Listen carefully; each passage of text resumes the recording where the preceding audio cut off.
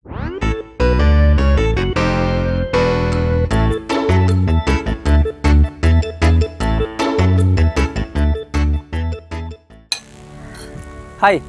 ഇന്ന് നമ്മൾ വ്യത്യസ്ത രുചികളിൽ, അതായത് 6ഓളം രുചികളിലുള്ള പൊറ്റാറ്റോ ചിപ്സിനെ കുറിച്ചാണ്, ഉരുളക്കിഴങ്ങിൻ്റെ ചിപ്സിനെ കുറിച്ചാണ് നമ്മൾ ഇന്നത്തെ വീഡിയോയിൽ ചെയ്യുന്നത്. നല്ല ക്രിസ്പി ആയിട്ട് ഇതാണല്ലേ, അങ്ങനെ ക്രിസ്പി ആയിട്ടുള്ള ഉരുളക്കിഴങ്ങ് ഉണ്ടാക്കുന്നതിനെ കുറിച്ചിട്ടാണ് നമ്മൾ ഇന്നത്തെ വീഡിയോയിൽ നമ്മൾ പറയുന്നത്. അത് 6 രുചികളിൽ നമുക്ക് എങ്ങനെ വീടുകളിൽ പരീക്ഷിക്കുക എന്നുള്ളതിനെ കുറിച്ചിട്ടും ആണ് ഇന്നത്തെ വീഡിയോയിൽ നമ്മൾ വിശദീകരിക്കുന്നത്. അപ്പോൾ എനിക്ക് പറയാനുള്ളത് എന്താണെന്ന് വെച്ചാൽ, നിങ്ങൾ ചാനൽ സബ്സ്ക്രൈബ് ചെയ്തിട്ടില്ല എന്നുണ്ടെങ്കിൽ ഒന്ന് സബ്സ്ക്രൈബ് ചെയ്തേക്കണം. ഇനി കൂടെ ആ നോട്ടിഫിക്കേഷൻ്റെ ബെല്ലും കൂടെ ഒന്ന് ഓളിൽ അമർത്തി കൊടുക്കണം. എന്നിട്ട് ആദ്യം എങ്ങനെ ആക്കിയെടുക്കുക എന്നുള്ളത് നമുക്ക് നോക്കാം. അപ്പോൾ നമ്മളിവിടെ 4 ഉരുളക്കിഴങ്ങ് എടുത്തിട്ട് നന്നായി തൊലി കളഞ്ഞു വെക്കുകയാണ്. അതായത് കഴുകി വൃത്തിയാക്കി വെച്ചതിന് ശേഷമാണ് നമ്മൾ നന്നായിട്ട് തൊലി കളയാൻ. അല്ലെങ്കിൽ അതിൻ്റെ ചളി മുഴുവൻ നമ്മളെ കയ്യുമ്പലല്ല, നമ്മളെ ചെത്തുന്ന ഉരുളക്കിഴങ്ങ് പിടിക്കും. അപ്പോൾ ഞാനിത് നന്നായിട്ട് തൊലി കളഞ്ഞു വെച്ചിട്ടുണ്ട്. തൊലി കളഞ്ഞിട്ട് ഒരു വെള്ളത്തിലാണ് വെച്ചിട്ടുള്ളത്. അത് കളറ് മാറാതിരിക്കാൻ വേണ്ടിയിട്ടാണ് വെള്ളത്തിൽ വെച്ചത്.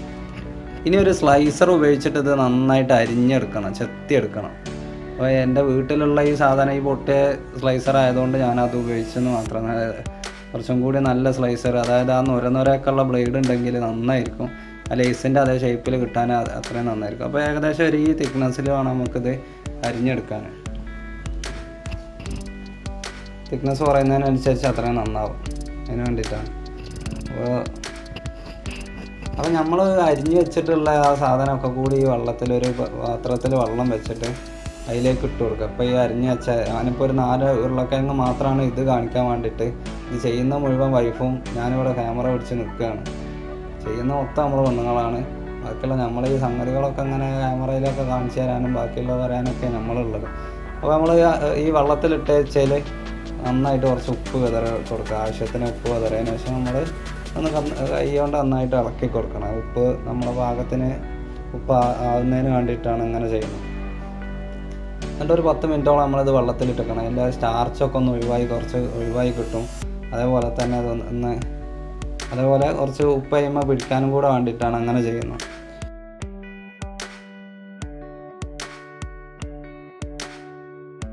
വൃത്തിയുള്ള തുണി, വെള്ള തുണി വേണമെന്നില്ല, വൃത്തിയുള്ള തുണി ആയാൽ മതി. ആ ഒരു തുണിയിലേക്ക് ഇങ്ങനെ ഇതുപോലെ വെച്ചതിന് ശേഷം നമ്മൾ നന്നായിട്ട് നല്ല വെള്ളം വാർന്നെടുക്കാൻ വേണ്ടിയിട്ടാണ് ഇങ്ങനെ ചെയ്യണത്. അപ്പോൾ അതേമാതിരി നമ്മൾ ചെയ്താൽ മതി. ഇത് ഉരുളക്കിഴങ്ങ് കൂടുതൽ നമ്മൾ ഉണക്കാനൊന്നും വെക്കൂലല്ലോ, അപ്പോൾ വെള്ളം കുറച്ച് വാർന്നെടുക്കാൻ വേണ്ടിയിട്ടാണ് നമ്മൾ അങ്ങനെ ചെയ്യുന്നത്. ഇനി അതിൻ്റെ മറ്റേ ഭാഗം, പകുതി ഉരുളക്കിഴങ്ങ് വെച്ചതിന് ശേഷം മറ്റേ ഭാഗം മടക്കിയാൽ മതി. ഞാനിത് മൊത്തം കാണിച്ചു തരുന്നില്ല, ഞാൻ കുറച്ച് ഭാഗം മാത്രമേ ഞാൻ കാണിച്ചു തരുന്നുള്ളൂ. മനസ്സിലാക്കുന്നതിന് വേണ്ടിയിട്ട് മാത്രം ഞാൻ കുറച്ച് കാണിച്ചു തരുന്നു മാത്രമേ ഉള്ളൂ. ഇത് നന്നായിട്ട് അമർത്തിയിട്ട് നമുക്കത് എടുത്തു നോക്കാം. അത് ഏകദേശം വെള്ളമൊക്കെ പോയിട്ടുണ്ടാകും. നമ്മൾ വെള്ളത്തോടെ എണ്ണയിലേക്ക് ഇട്ട് കഴിഞ്ഞാൽ മേക്ക് കുറച്ച് ആകെ ഗുലുമാലാവും. അപ്പോൾ അത് വേണ്ടെന്ന് വെച്ചിട്ടാണ് നമ്മൾ ഈ വെള്ളം വാർത്തെടുക്കുന്നത്. ഇത് തുണിയിലുള്ള വെള്ളം മൊത്തമായിട്ടൊന്നും ഉണങ്ങിയിട്ടില്ല, ഏകദേശം എന്നാലും ഉരുളക്കിഴങ്ങിൽ വെള്ളം വാർന്നിട്ടുണ്ട്, അത് മതി. ഞാനിവിടെ ഇൻഡക്ഷൻ കുക്കറിലാണ് ഇത് കുക്ക് ചെയ്യുന്നത്. അപ്പോൾ കുറച്ച് ഓയിൽ എടുത്ത് വെച്ചിട്ടുണ്ട്. നമ്മളൊരു നോൺ സ്റ്റിക്ക് പാത്രത്തിൽ ഓയിൽ ഒഴിച്ചു കൊടുക്കുകയാണ്. അങ്ങനെ ആവശ്യത്തിന് മാത്രമുള്ള ഓയിൽ നമ്മൾ ഒഴിച്ചു കൊടുത്തതിന് ശേഷം നമുക്കിത് കുക്ക് ചെയ്ത് തുടങ്ങാം.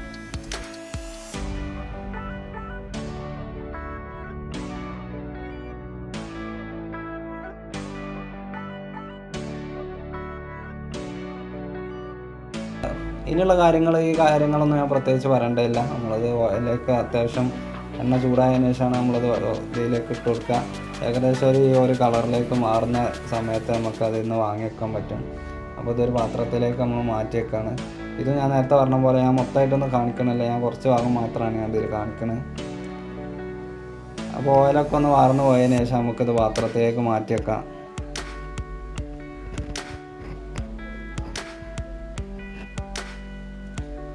അതുപോലെ തന്നെ നമ്മളിപ്പോൾ ബാക്കിയുള്ള സാധനങ്ങളൊക്കെ കാണിക്കുന്നത് 3/4 കിലോ ഉരുളക്കിഴങ്ങിലാണ്. ഈ ഒരു കാര്യം കാണിക്കാൻ വേണ്ടിയിട്ട് മാത്രം ഞാനൊരു 4 ഉരുളക്കിഴങ്ങ് മാത്രമാണ് എടുത്തിട്ടുള്ളത്.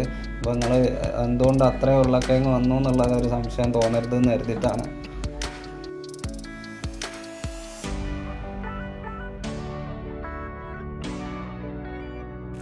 അപ്പോൾ ഇനി നമ്മൾ ഇതിൻ്റെ വ്യത്യസ്ത രുചികളെ കുറിച്ചിട്ടാണ് ഞാൻ പരിചയപ്പെടുത്തുന്നത്. അപ്പോൾ ഫസ്റ്റത്തെ ഐറ്റം എന്താണെന്ന് വെച്ചാൽ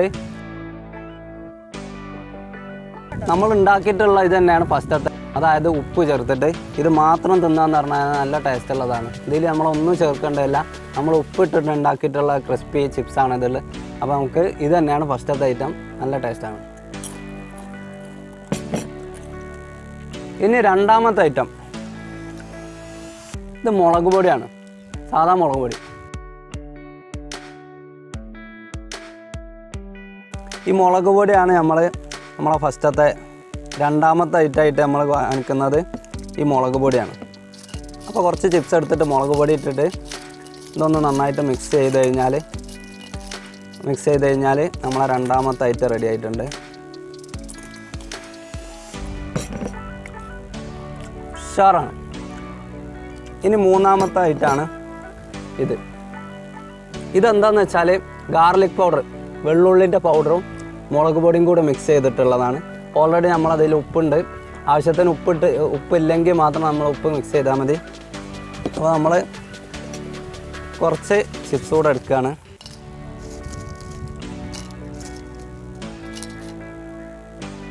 ഇനി നമ്മൾ നേരത്തെ പറഞ്ഞിട്ടുള്ള ഗാർലിക് പൗഡറും മുളക് പൊടിൻ്റെയും കൂടെ മിക്സ് ഇട്ട് കഴിഞ്ഞാൽ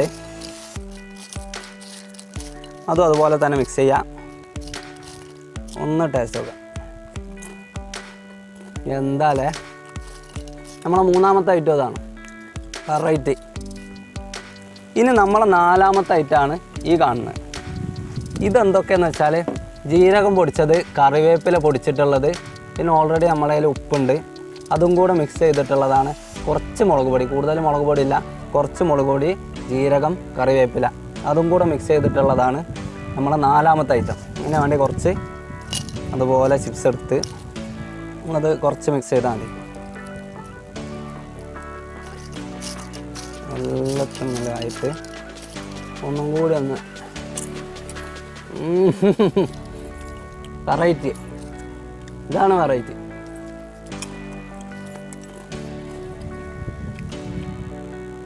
നമ്മൾ നാലാമത്തെ ഐറ്റം കഴിഞ്ഞ് ഇനി അഞ്ചാമത്തെ ഐറ്റമാണ് ഈ കാണുന്നതെന്ന് പറഞ്ഞാൽ നമ്മൾ ഷോപ്പിൽ നിന്ന് വാങ്ങുന്നതാണ്, ചാട്ട് മസാല. ഇത് ചാട്ട് മസാല നമ്മൾ ഷോപ്പിൽ നിന്ന് വാങ്ങാൻ കിട്ടുന്നതാണ്. അപ്പോൾ അത് നമ്മൾ ഈ ലേസിൻ്റെ ഒക്കെ മണം രുചിയൊക്കെ കിട്ടുന്നതിന് വേണ്ടിയിട്ട് നമ്മൾ ചാറ്റ് മസാല മാത്രം മിക്സ് ചെയ്താൽ മതി. സംഭവം വെറൈറ്റിയാണ്. ലേസിൻ്റെ രുചി മണം അതൊക്കെ കിട്ടുന്നതിന് വേണ്ടിയിട്ട് നമ്മൾ ഈ ചാറ്റ് മസാല മിക്സ് ചെയ്താൽ മതി. അപ്പോൾ നമ്മളെ അഞ്ചാമത്തെ ഐറ്റം ഇതാണ്, സംഗതി വെറൈറ്റിയാണ്. ഇതെങ്ങനെ നോക്കാമല്ലോ. ഒറിജിനൽ ലേസ് തിന്നും പോലെ തന്നെ ചാട്ട് മസാല ഇട്ട് കഴിഞ്ഞാൽ വല്ലാതെ മതി. അപ്പോൾ അഞ്ചാമത്തെ ഐറ്റവും കഴിഞ്ഞു. ഇത് ലാസ്റ്റത്തെ ഐറ്റത്തിൽ നമ്മൾ കൂട്ടിയിട്ടുള്ളതെന്ന് എന്താ വെച്ചാൽ കുറച്ച് പഞ്ചസാര പൊടിച്ചിട്ടുണ്ട്, ഏലക്ക പൊടിച്ചിട്ടുണ്ട്, ജീരകം പൊടിച്ചിട്ടുണ്ട്. ജീരകം കൂടെ പൊടിച്ചിട്ടുള്ള 3 ഐറ്റം കൂടെ മിക്സ് ചെയ്തിട്ടുള്ളതാണ് നമ്മളെ ലാസ്റ്റ് ആൻഡ് ഫൈനൽ ഐറ്റം. ഇത് നന്നായിട്ട് മിക്സ് ചെയ്ത് കഴിഞ്ഞാൽ നമുക്ക് ആവശ്യത്തിനുള്ള ഉപ്പ് ഇതിൽ ഓൾറെഡി ഉണ്ട്, ഉപ്പിൻ്റെ ആവശ്യമില്ല, ഉപ്പ് വേണം. അത് മാത്രമായി കഴിഞ്ഞാൽ